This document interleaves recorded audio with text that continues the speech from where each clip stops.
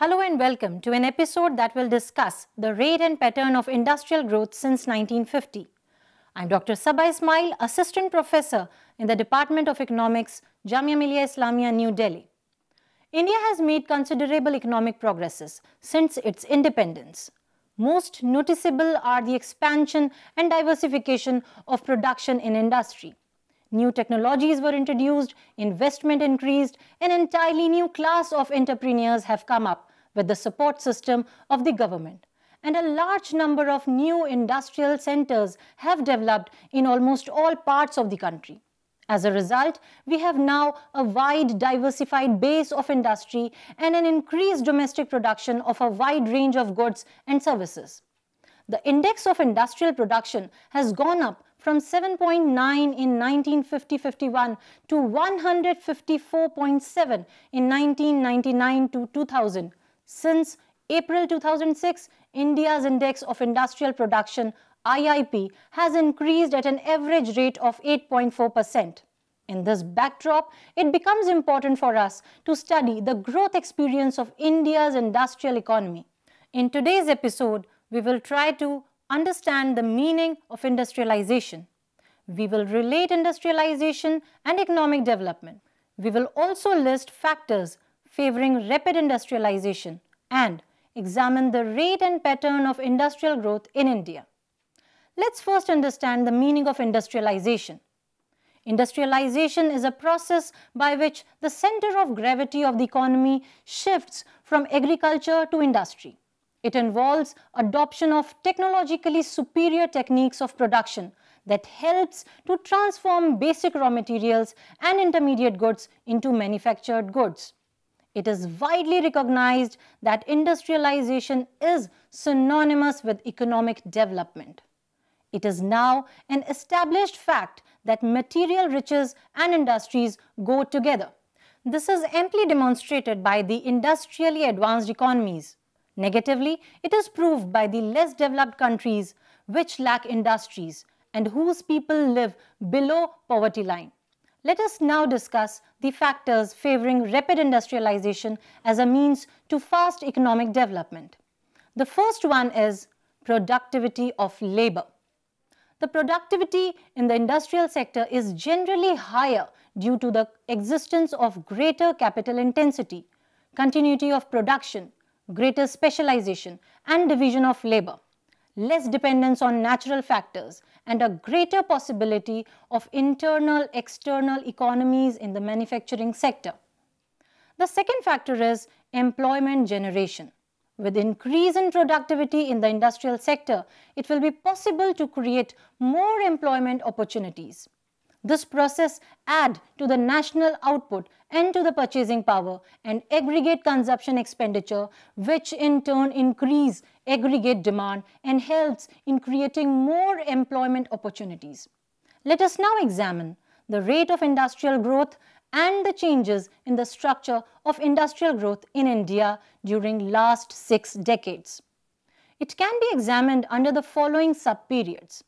The first sub-period is from 1951 to 1965 and it is called as the fast growth phase. Industrial growth was rapid during 1951 to 1965, especially during the second and third 5-year plan. There were several factors that influenced the industrial growth during this period. These factors emerged due to the changed political context after the country's independence. The anti-industry attitude of the British government before 1947 was replaced by the strong pro-industry aims of the Indian government. Planning came to be the media of development. The second 5-year plan was a landmark in the industrial history of India, especially in the matter of acquiring basic industrial muscle. The government gave a high priority to the development of industries with a particular emphasis on basic and capital goods industries. Quite a number of industries were set up in the public sector itself. Most of these basic and capital goods industries like electricity, steel, machine making, etc. These were the industries in which the private sector was not interested as their gestation period was long. The government also undertook planning to ensure that these and other industries in the private sector develop accordingly to predetermined aims. Although there was little to emphasize on industrialization in the first 5-year plan, but there was significant paradigm shift towards industrial development in the second and third 5-year plans. The amount of resources too was stepped up from a meager 3% of the total outlay of the first 5-year plan as much as about 30% in the second plan and to about 35% in the third plan. Apart from setting up industries, the government provided resources and facilities for the private sector to start industries on its own or jointly with the government. Much of the activities in respect of industrial research and development were also undertaken by the government, benefiting both private and public sector industries. The private sector too contributed considerably to the industrial growth. The expansion on private account took place principally on 3 counts. 1. The entrepreneurial class, which had emerged before the freedom of the country, found further opportunities for investment in the new circumstances. They had already gained experience in the running of many consumer goods industries. This enabled them to expand in the existing industries and to set up new ones. 2. Profitability of the investment in the industries also increased. Restrictions on imports, for instance, enabled private entrepreneurs to tap the domestic market without fear of foreign competition. Oddly, though in a capital-scarce country, interest remained low, keeping cost of investment low. Again, there were many inducements in the form of tax concessions for the establishment of new industries. Large funds were also made available to this sector by the new financial institutions set up by the government. All these enabled the private companies to make large profits. This acted as an inducement for the establishment of new industries. 3. The private foreign capital also promoted industries. The number of foreign companies with branches in India increased considerably. These provided capital and technical know-how. Many Indian industrialists collaborated with foreign companies in setting up industries. Industrial policy of India permitted the entry of such capital under reasonable conditions. This helped in the increase of foreign private capital. All these factors led to the fast expansion of industries in the private sector. The aid in the form of loans and concessional terms received from foreign countries has been another very important factor. The foreign aid helped India along 2 lines. 1. Large firms in the form of foreign exchange enabled the country to face, to an extent, the balance of payments constraint on development. At a time when India could not earn enough through exports, these funds proved of great help in purchasing machines, equipments, etc. 2. Along with all projects, technical know-how was also given. This helped Indian working in those projects to learn new and modern techniques and enable them to build their own industries. It is thus obvious that the state has acted as a catalyst for the industrial growth. It undertook the task of developing industries itself, creating a favorable environment for the private sector to establish industries and secured foreign capital for the same purpose on its own account. It was thus a state-engineered growth. The second period is from 1965 to 1975 and it is known as the slow growth phase. Industrial growth slowed down after the third plan. There are several reasons, although different economists have emphasized one or the other as per their perceptions. These can be explained in terms of 2 broad categories, namely those that bear on the supply side and those that are relevant to the demand side of the industrial output. The reason for this categorization is that there can be either failure of the output to rise given demand or demand is insufficient for industrial output to expand, or it can be both. Let us look at the supply constraint. In the first place, there has been what some describe as periodic shocks that prevented the economy from sustaining and improving upon the momentum generated before the mid-1960s. This category includes the wars of 1965 and 1971 with Pakistan, the steep rise in oil prices in 1973 and the droughts in 1965 and 1966. These upheavals affected industrial production in various ways. Wars, for instance, curtailed transport, reduced raw material supplies, etc. Oil crisis pushed up cost and prices too suddenly, thereby curtailing markets, and droughts reduced agricultural production, including raw materials for agro-based industries, and increased cost of inputs. The unexpectedness and the bigness of these events put the economy out of the gear for some time. This broke the speed of industrial growth achieved earlier. Second is the reduced availability of critical inputs for industrial production. Shortage of power, for example, has been an important obstacle. So has been the case in respect of raw materials, both imported and domestically produced. Imports became difficult because of rising costs of foreign products. Fluctuations in the production of agricultural raw materials affected adversely the agro-based industries, which continue to be a significant segment of industrial production. Third is the organizational weaknesses. Quite many industries had fallen sick, and large many were being underutilized because of the failure of management. Lack of proper business practices in respect of inventory control, financial accounting, etc. have also been causing difficulties in the smooth running of industries. Let us now look at the demand constraints. Among the demand factors inhibiting industrial growth, one is the veering off of demand associated with import substitution. Till about 1965, industries were set up to replace imported goods. Since then, these possibilities began to taper off, resulting in the slowdown of the increase in industrial production. In such a situation, there was the need for additional generation of domestic demand.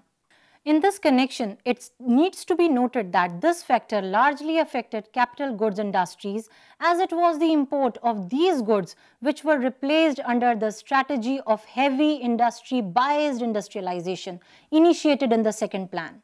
Secondly, there was a decline in the growth of public sector investment. The tempo of investment was not accelerated by the public sector after 1965. For example, the gross fixed investment, which worked out to be 12.2% compound for 1950-51 to 1965-66 period, came down heavily to show a negative growth rate at 0.47% compound for the 1965-66 to 1971-72 period. However, it did recover to 8% during 1970-71 and 1977-78, but could not reach the earlier high rate. Associated with the low profile of fixed investment, it is the rising incremental capital output ratio established to be as high as 8.67 for mining and manufacturing during 1970-71 to 1977-78. What it means is that the relative share of material and depreciation cost per unit of output had gone up. In other words, it is like the operation of diminishing returns, wherein the output growth slowed down despite rising investments. Thirdly, the weak performance of agriculture sector since 1965 has affected adversely the demand for industrial consumption goods like clothing, footwear, sugar, edible oils, etc. Barring large farmers having large surpluses to sell, the vast number of the small and poor farmers had to spend more on the purchase of food, resulting in reduced demand for industrial consumption goods. The slow growth of the output also affected government saving unfavorably, as the government had to undertake large expenditure on several relief measures during droughts, floods, etc. High food prices also involved large spending to compensate government employees in the form of dearness allowance. In these circumstances, the corporate sector could not remain uninfluenced. The rise in food prices means higher wages for all industrial workers, and the rise in agricultural raw material prices means rise in cost of inputs for agro-based industries. All this reduces the profitability and therefore the demand for more capital goods like machines for establishment and expansion of industries. Fourthly, the small rise in the per capita income and the worsening of inequalities in income distribution had also caused slowdown in the demand for industrial goods. At one hand, 10% of rich Indian population have reached at the saturation for the demand for durable consumer goods. On the other hand, around 50% of the population at the bottom was having no or minimal buying power for industrial goods. Hence, the narrow market for industrial goods had been shrinking. It is obvious that the causes contributing to the slowdown in the industrial output were many and varied. It needs, however, to be added that these causes have operated at different times for different periods and with different intensities. However, when seen together, these conjure up the picture in its totality and suggest that the solution to the problem of slow growth is to be sought in varied directions. The third period is from 1976 to 1990 and is called as the high growth phase. The industrial scene underwent a change during this period as the industrial growth rate moved up. Starting from a growth rate of 4.6% during 1976 to 1981, it rose and remained high in the range of about 7% and over 9% during the 1980s, except for 1 year, that is 1980-83, when it was low at 3.2%. For the decade as a whole, 1980-81 to 1990-91, the growth rate was 7.9%. The major factors that contributed to this turnaround are as follows. Number 1, rise in the capital formation. This has increased the capacity of the economy. The growth rate in the gross domestic capital formation during most of this period, beginning with 1976, has been 5.3%. Although it is small as compared to the growth rate in capital formation at 7% in the earlier period of high growth, yet it has marked some improvement over the period of deceleration in industrial output when the rate of capital formation grew at 4%. Of the growth in total investment, the public sector investment exhibited a faster rate. The growth rate in the public sector investment has been of the order of 5.8%. This, no doubt, is much lower the growth rate in public investment, which was at 13% in the earlier period of high industrial growth. It is higher than that in the deceleration phase, which was at 3.2%.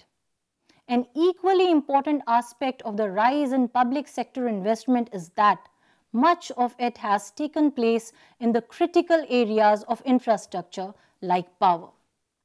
This loosened the constraint on industrial development.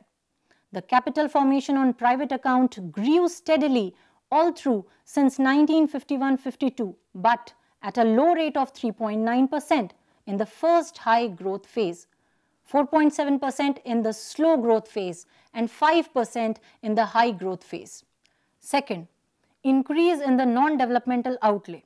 It is argued that the stimulus to industrial recovery has been caused mainly by the large increase in the non-developmental expenditure of the government at the center, state, and union territories.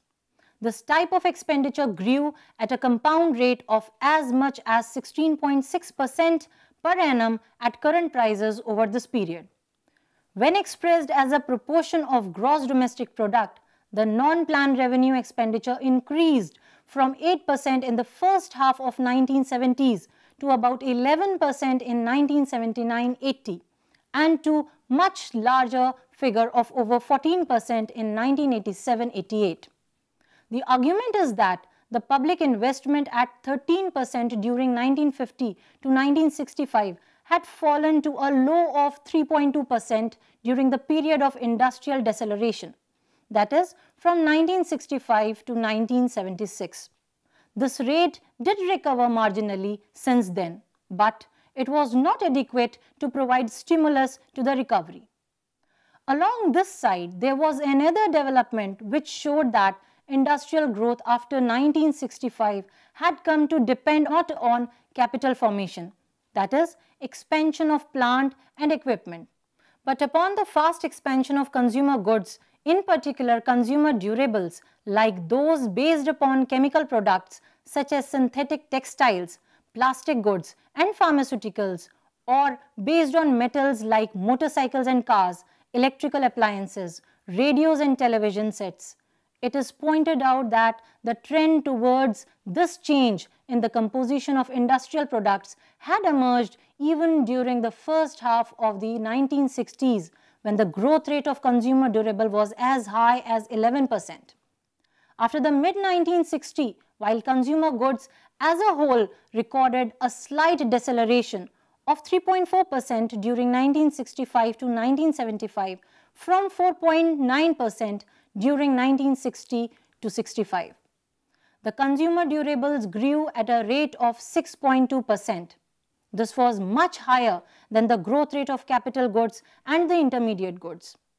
This type of growth based on the manufactured consumer goods obviously depended upon the demand of the high-income groups.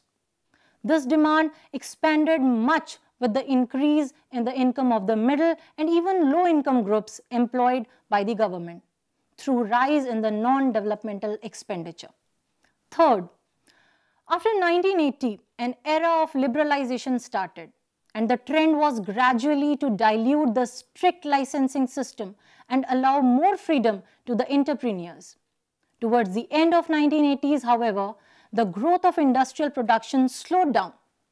The major cause for the deceleration in industrial growth was the relatively lower rate of growth in capital expenditure, resulting from the need to reduce the overall deficit.